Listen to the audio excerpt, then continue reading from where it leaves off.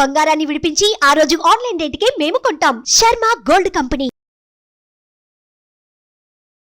నమస్తే, మీరు చూస్తున్న సుమన్ టీవీ. నేను మీ కీర్తి. మనతో పాటు ఉన్నారు బ్రహ్మశ్రీ తిరుపతి మూర్తి అవధాని గారు.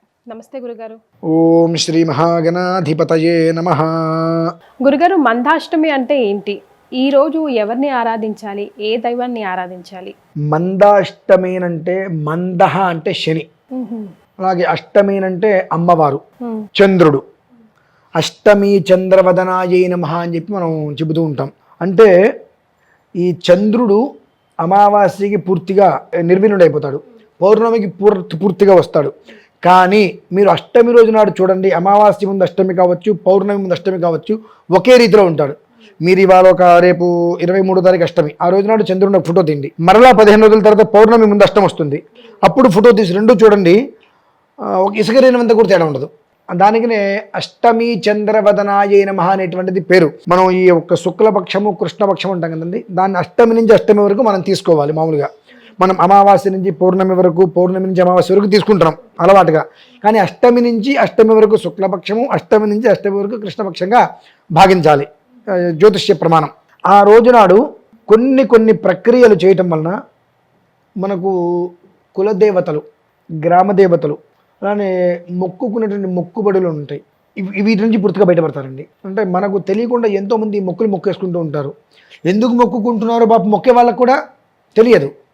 నాకు ఇది కావాలి భగవంతుడా, నీకు 100 కొబ్బరికాయలు కొడతా, లేదంటే నాకు ఆ ఉద్యోగం కావాలి నీకు ఇది ఇస్తా, నాకు అది కావాలి నీకు ఇది ఇస్తా అని రకరకాలుగా మొక్కేసుకుంటూ ఉంటారు. మొక్కుకోవచ్చా మొక్కుకోకూడదు అంటే అది కూడా తెలియదు. ఇప్పుడు నేను చెప్పాను అనుకోండి, ఈయన పెద్ద వేత్త, ఈయనకు తెలుసా అని అంటారు. నేను 100కి 1000 సమాధానాలు చెప్తా. మొక్కు అనేటువంటిది, నేను ఇవాళ ఒక మొక్కుకోవాలంటే మా నాన్నగారు అనుమతి కావాలి. నాకు తల్లిదండ్రులు నాకు బ్రతికే ఉన్నారు కదా, వాళ్ళ అనుమతి లేకుండా నేను మొక్కుకుంటే వాళ్ళు బ్రతుకున్న వాళ్ళతో సమానం కదండి. వాళ్ళకి జ్యేష్ఠత్వం పోయిందిగా. అంటే వాళ్ళ పెద్దలకి ఏమైనట్టు, ఇంకా వాళ్ళ నుంచి నేను వచ్చా, నాకు పిల్లవాడు పుట్టాడు, అయినప్పటికీ కూడా వాళ్ళు పెద్దవాళ్ళు ఉన్నంతకాలం కూడా వాళ్ళ అనుమతి తీసుకొని నేను ఏదైనా చేయాలి. ఒకవేళ తల్లిదండ్రులు లేదు, మా అన్నయ్యలు అనుమతి తీసుకోవాలి. ఇటువంటివి నేను ఏదైనా మొక్కుకోవాలంటే అనుమతి తీసుకోకుండా నేను మొక్కుకుంటే అది చెల్లుబాటు కాదు. ఏదైనా అదేది అసలు మొక్కు అనేటువంటిది లేదు అక్కడ. కానీ మనం ఏం చేస్తుంటాము, సంబంధం లేదు, ఏదో ఒకటి మొక్కేసుకుంటుంటాం. మొక్కేసుకొని ఏదైనా చిన్న దెబ్బ తగిలితే ఏదో మొక్కుకున్న మొక్కేంటూ గుర్తు రావట్లే నాకు, అందువల్ల ఈ దెబ్బ తగిలింది.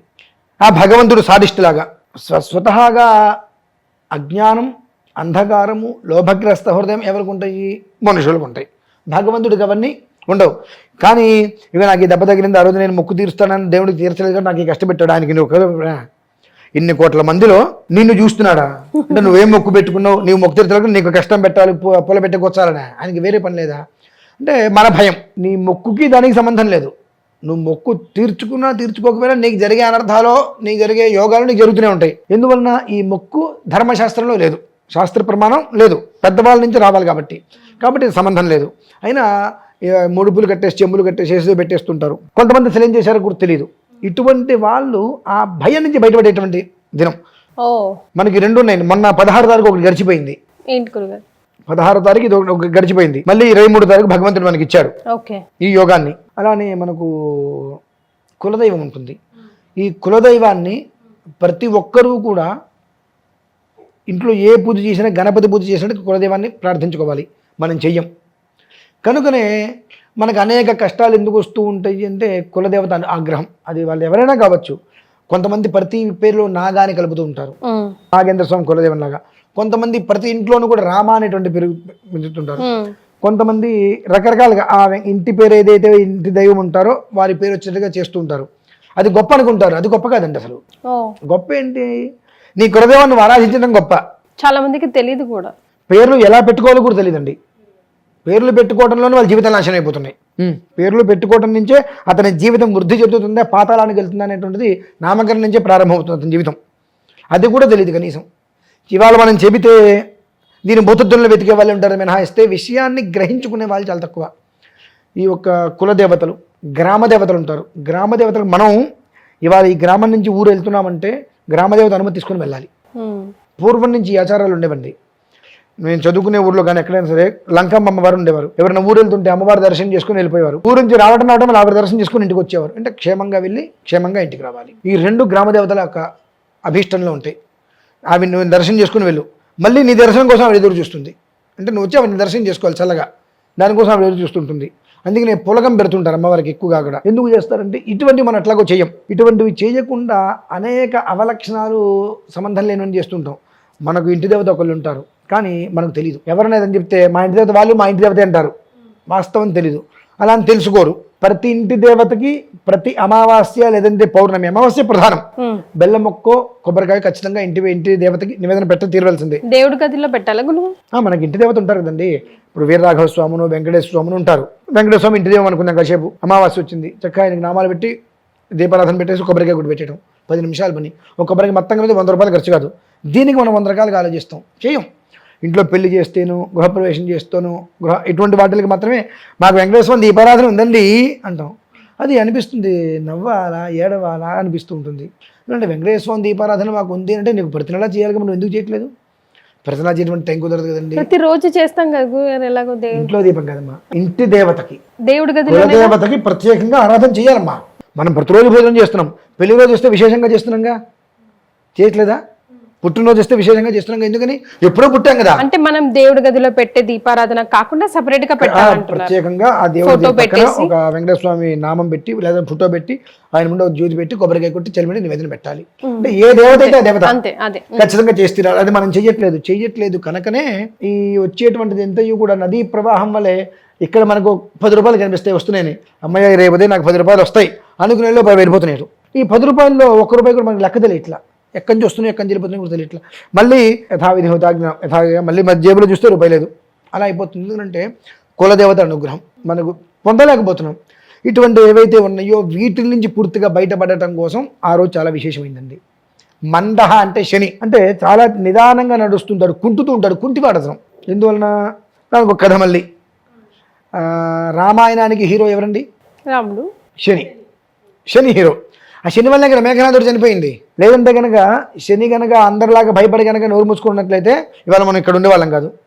ఆ శని చేసినటువంటి చిన్న పనికి మేఘనాథుడు అర్ధాయుష్మంతుడిగా జన్మించాడు. ఆ కోపానికి రావణాసురుడు శని కాలు ఎరగొట్టాడు. కాబట్టి ఆయన అక్కడి నుంచి మందగమనం చిన్నగా వస్తుంది కాబట్టి మందుడు అయ్యాడు. అందుకని మందవారము అని అనటం జరిగింది. అందుకని ఆ రోజు మనకు మందాష్టమి అని అన్నాం. ఆ రోజు నాడు చేసేటువంటి ప్రక్రియ ఏదైతే కనుక కులదేవతకి ఇంటి దేవతకి ఎవరైతే చేసుకోగలుగుతారో కాస్త హోమం, అంటే ఈ ముడుపులను ఉంటాయి, ఆ ముడుపులన్నీ కూడా ఏదైనా గుళ్ళో లేదంటే ఎవరైనా ఎక్కడ హోమం చేస్తుంటే అక్కడికి వెళ్ళి ఈ ద్రవ్యాలు ముడుపులన్నీ కూడా వారి స్వహస్తాలతో అందులో వేసేసుకొని భస్మం చేసేసుకోగలిగితే అక్కడతోటి తెలుసో తెలియకో మనం చేసినటువంటి ఎన్నో రకాల మొక్కుబొళ్ళు కానీ అన్నీ కూడా నిర్వీర్యమైపోతాయి అమ్మా. అక్కడికి ఆ ప్రాయశ్చిత్తం అయిపోతుంది. ఇక కొత్తగా ఎవరు కూడా పెద్దల అనుమతి లేకుండా మొక్కుకోవటాలు అటు చేయకుండా ఉండటం చాలా శ్రేయోదాయకం.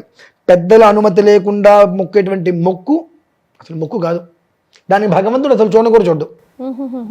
చాలామంది నేను మంగళవారం ఉంటానంటే నేను గురువారం ఉంటానండి అని అనుకుంటూ ఉంటారు. గురువారం నువ్వు ఉండాలి అంటే నువ్వు నీ భర్తను అడగడం కాదు, ఎప్పుడైనా నీ భర్త నువ్వు ఉండు అని చెప్పాలి. అసలు నువ్వెందుకు ఉండాలి? నీ భర్త క్షేమం కోసం అతను ఉండాలి. ఇవన్నీ ఏదైనా ఉంటే కానీ అనుమతులు లేకుండా మనం చేస్తుండగా వీటికి ఎక్కడా కూడా ఎటువంటి ఎసగరైనంత ఫలితం రాదు. ఈ ఉపవాసాలు వీటి వల్ల అప్పుడప్పుడు లంఘనం పరమౌషధం అంటారు కదా, అలా ఉపవాసం వల్ల ఆ రకంగా శరీరం అనేటువంటిది నిలకడగా ఉండటానికి, శరీరంలో ఉన్న రుగ్మతులు పోవడానికి మినహాయిస్తే పుణ్యం కోసం ఉపవాసం చేయడం దరిద్రం, అంతకుమించి ఏం లేదు. ఉపవాసం అంటేనే కడిగి దరిద్రం అనుభవించడం. ఏది ఈ జన్మలో అన్నీ ఉండి తినడానికి పళ్ళు అన్నీ తిండి ఇంటి నుండి అన్నీ ఉండి ఏమీ తినకుండా ఉండటమే కడిగి దారిద్ర్యాన్ని అనుభవించడం. ఎందువల్ల క్రితం జన్మలో ఎక్కడో మన ఇంటికి ఎవరో వస్తే వాడికి ఇంటికి వచ్చిన వ్యక్తిని 2 కాళ్ళు పెట్టుకొని భోజనానికి రండి అనకుండా భోజనం చేస్తారా, టీ తాగుతారా, మంచినీళ్ళు తాగుతారా అని అడిగామనుకోండి, వాడు మొహమాటం కోసం అబ్బాయి తినొచ్చారండి అంటాడు. ఆ దోషం ఈ జన్మలో అన్నీ ఉండి పరమ దారిద్ర్యాన్ని అనుభవించడం. సార్ గురుగారు కార్తీక మాసం అంతా ఉపవాసం దీక్షణ చేస్తాం కదా గురుగారు. అమ్మా ఉపవాసానికి చాలా విధానాలు ఉన్నాయి. అది తెలిస్తే మనం ఇలా అజ్ఞానంగా ఎందుకుంటాం? అసలు నిజంగా చెప్పంటారు ఒక్క మాట, ప్రతి ఒక్క మనిషికి ధర్మసూత్రం అనేటువంటి మూలం తెలిస్తే నాలాంటి వాళ్ళు ఇక్కడ కూర్చొని చెప్పాల్సిన అవసరం లేదమ్మా. అది తెలియదు కాబట్టి ఎంత చెప్పినా తెలుసుకోలేకపోతున్నారు. అందుకని నాలాంటి వాళ్ళు పెరుగుతూ ఉన్నారు. ఇక్కడ చెప్పేవాళ్ళు ఎంతమంది చెబుతున్నారో అంతమంది చెయ్యని వాళ్ళు ఇంకా ఉన్నారు. అంతే.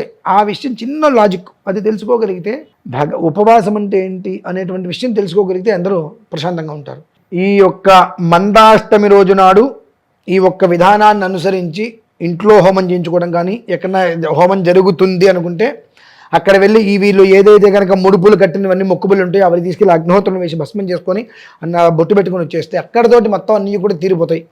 ఈ యొక్క గ్రామ దేవతలకు కులదేవతలకి ఇప్పటివరకు చెయ్యనిది ఏదైతే ఉంటుందో దానికి సంబంధించి అంత బెల్లం మొక్క అగ్నిహోత్రంలో అటుకులు బెల్లం మొక్క కలిపి అగ్నిహోత్రంలో వేసేయటం.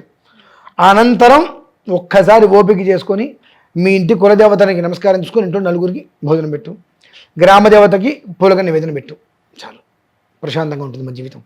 మళ్ళీ వీళ్ళకి తలకాయ నొప్పులు దోషాలు, నాకు బయటికి వెళ్ళాను ఎదురు దెబ్బ తగిలింది, ఎందుకు తగిలింది, ఆ దేవుడికి ఏదో నేను మొక్కు, ఇటువంటి ఆలోచనలు రాకుండా ఉంటాయి ఖచ్చితంగా. సో తెలిసి తెలియక చేసి మర్చిపోయి ఉన్న ఎలాంటి దోషాలైనా కూడా వెళ్ళిపోతాయి ఈ రోజు. ఖచ్చితంగా. ధన్యవాదాలు గురుగారు.